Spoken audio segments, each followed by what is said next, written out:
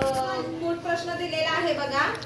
या चौकटीत बरेचसे अंक आहेत आणि मध्ये प्रश्नचिन्ह आहे आणि त्या प्रश्नचिन्हाच्या जागी कोणती संख्या आहे ते आपल्याला शोधायचे.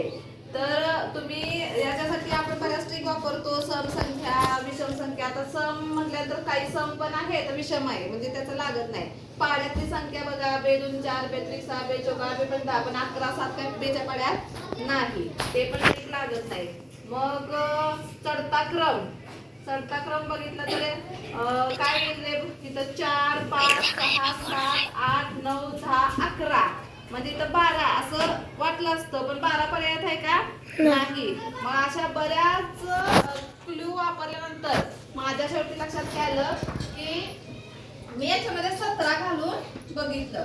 आता बघा 10 आणि 17 27, 27 आणि 5 32, 11 आणि 17 28, 28 आणि 4 32, त्याच्यानंतर 17 आणि 9 26, 26 आणि 6 32, 17 आणि 8 17 आणि 8 25 32. याचा अर्थ 3 संख्या ह्या जर घेतल्या तर त्यांची बेरीज किती येते सगळ्यांची 32 32 32. म्हणून प्रश्नचिन्हाच्या जागी कोणती संख्या येणार आहे 17. आलं लक्षात.